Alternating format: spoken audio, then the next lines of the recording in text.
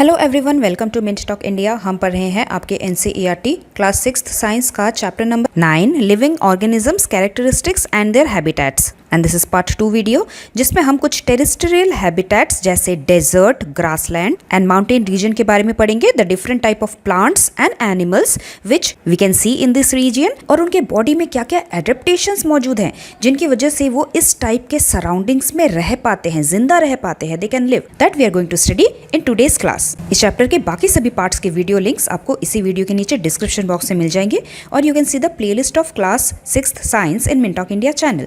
But before we start today's class, here is a short introduction about me. So in our previous class we have already studied about adaptation. Adaptation कुछ changes होते हैं animals and plants के body में, कुछ ऐसे features, कुछ ऐसे habits जो उसके सराउंडिंग में उसे रहने के लिए लायक बनाते हैं, विच enables any plant or animal to live in its particular habitat. Those type of changes in the body are called the adaptation. In adaptations को बॉडी में आने के लिए बहुत सारे 1000 ऑफ ईयर्स लग जाते हैं, लेकिन उसी के तरीके का एक और टर्म था हमारे टेक्स्ट बुक में, एक्लिमेटाइजेशन।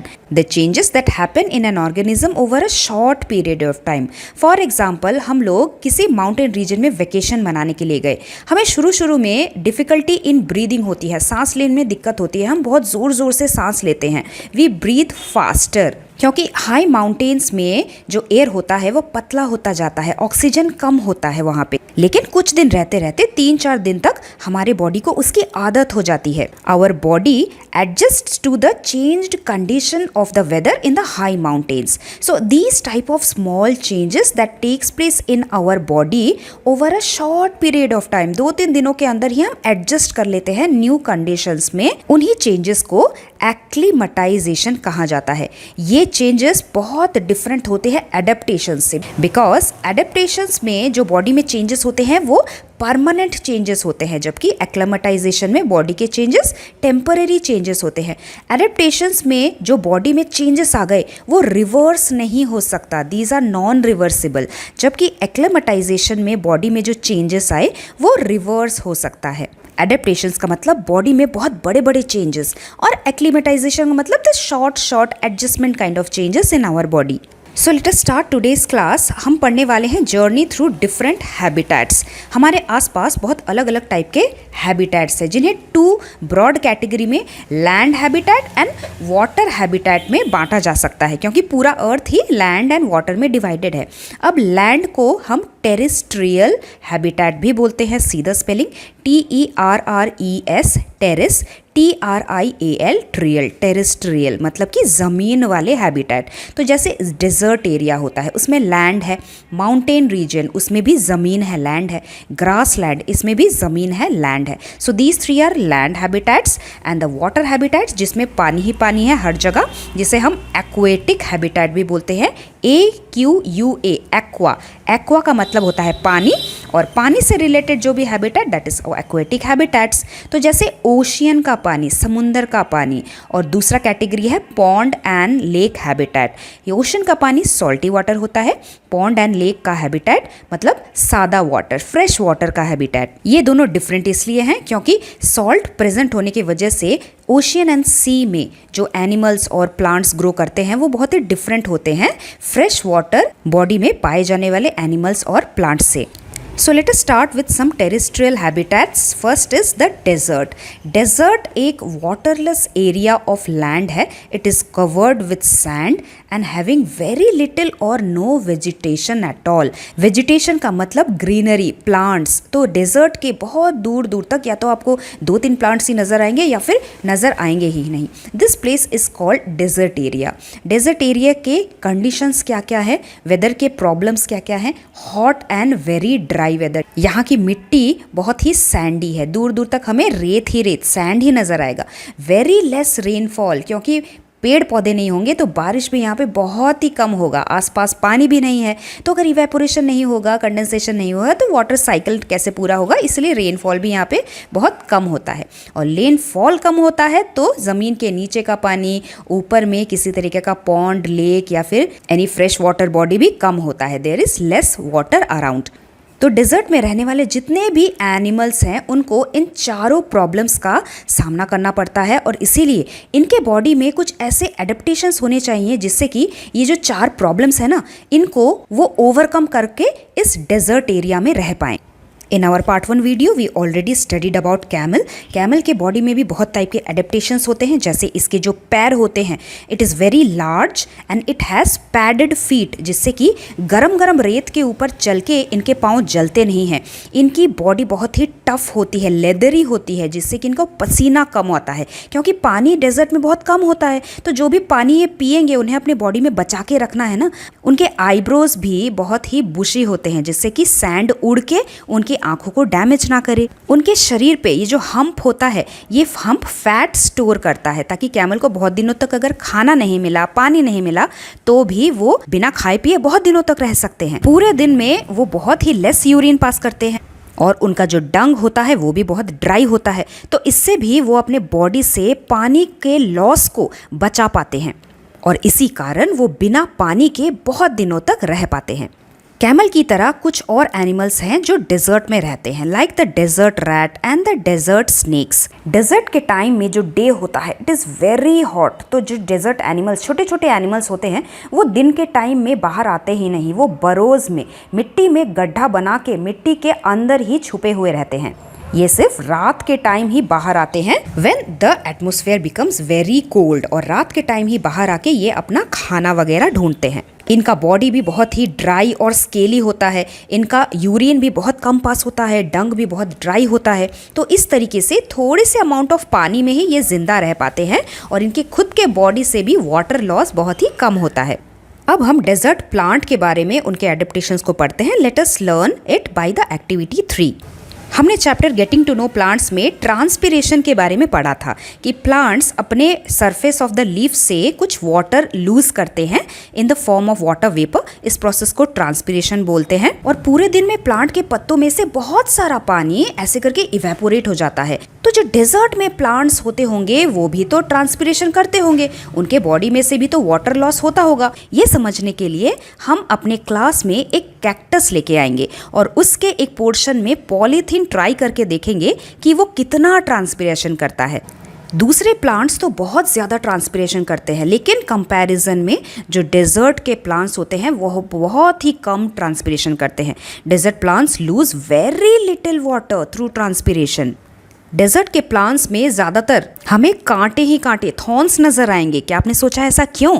क्योंकि ये जो थॉर्न्स होते हैं वो एक्चुअली उनके लीव्स होते हैं, जिससे कि ट्रांसपिरेशन की वजह से they do not lose a lot of water.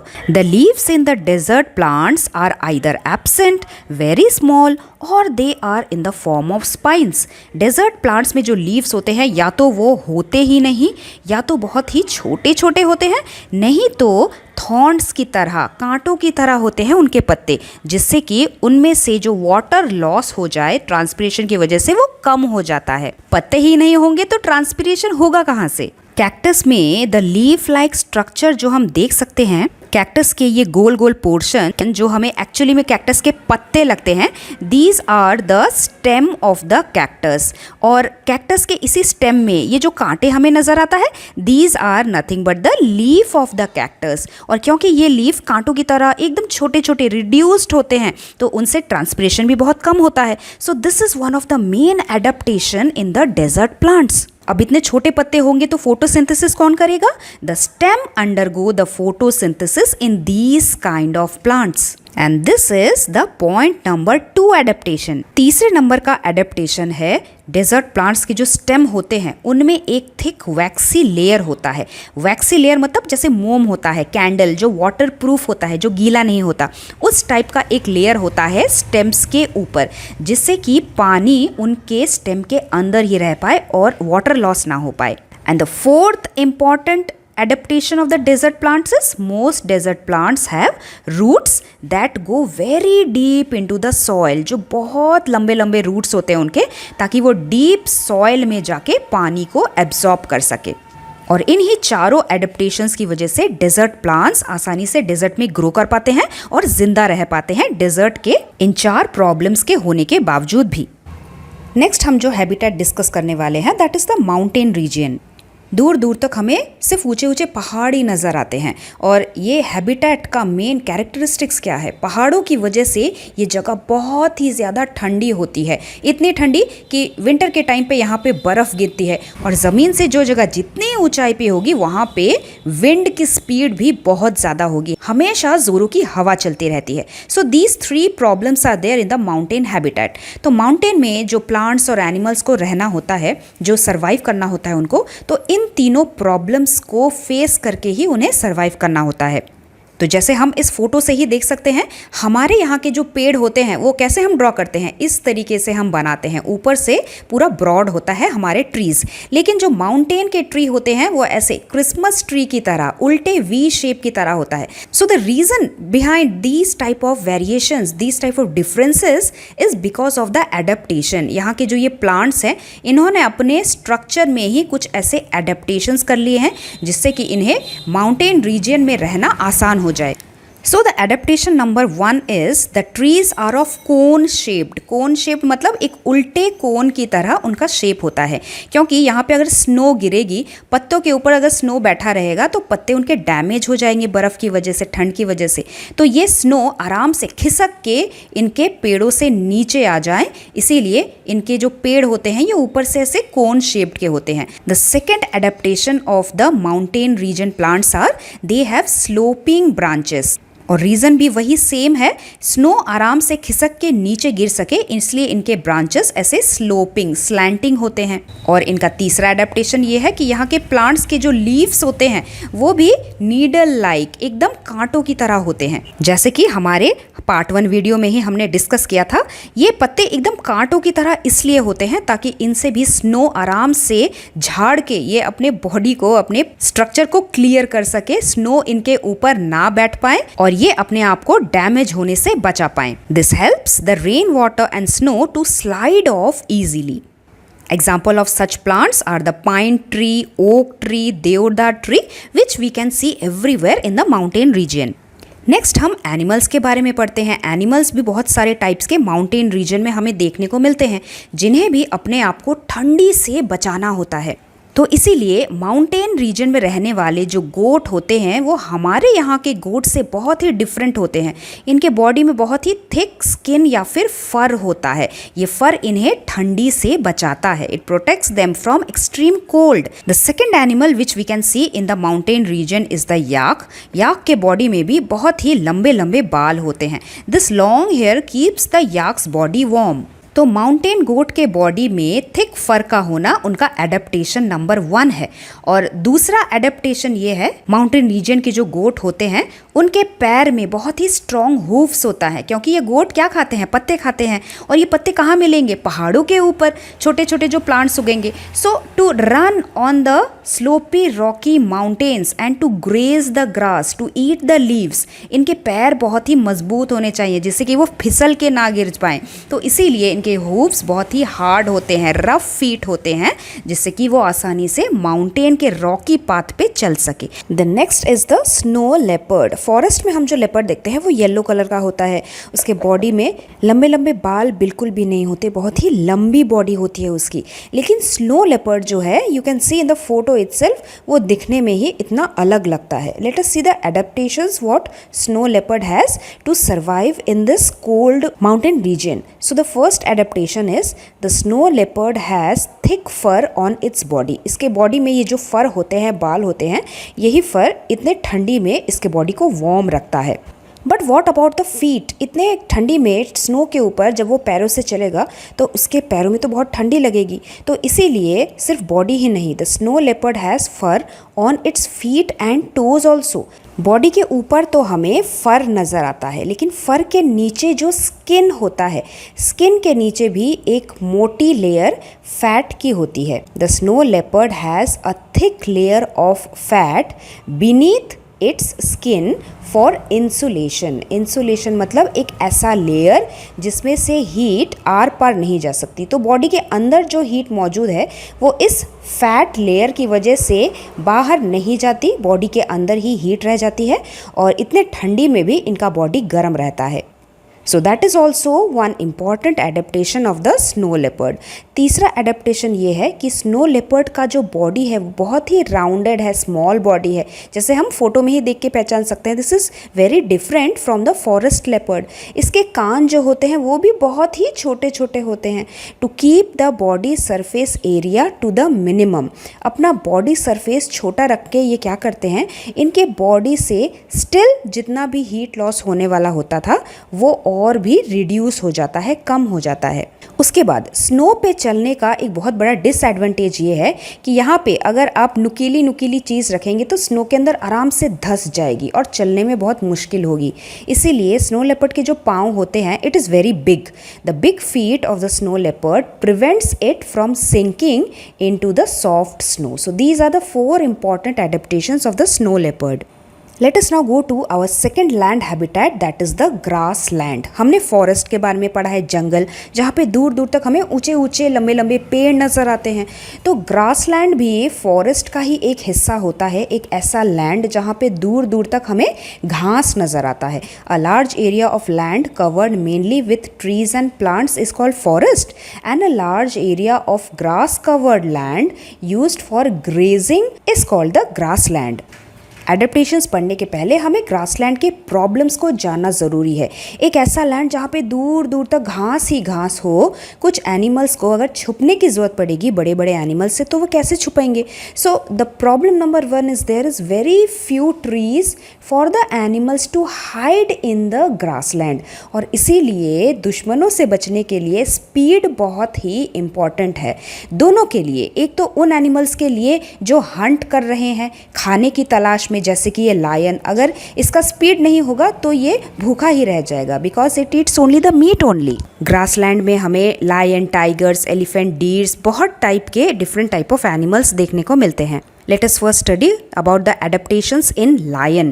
Lion is a carnivorous animal which eats only meat. और ये मीट उसे कहाँ मिलेगा? उसे हंट करना पड़ेगा। So that is why the first adaptation is lion बहुत ही fast animal होता है. It is very strong, it is very fast and very agile animal जो आसानी से left and right मुड़ सकता हो, which can hunt and kill its prey. अगर कोई भी कार्निवोरस एनिमल स्लो होगा तो उसे आसानी से तो वो बिल्कुल भी हंट नहीं कर पाएगा और शायद भूखा ही रह जाएगा। The second adaptation in lions is the lion has long, strong and very sharp claws, so that एक बार जब वो अपने प्रे को पकड़ लेंगे, PREY, prey means the animal which the lion is going to hunt and eat, तो एक बार जब वो प्रे को पकड़ लेगा अपने क्लॉज से तो आसानी से वो प्रे छूटेगा नहीं।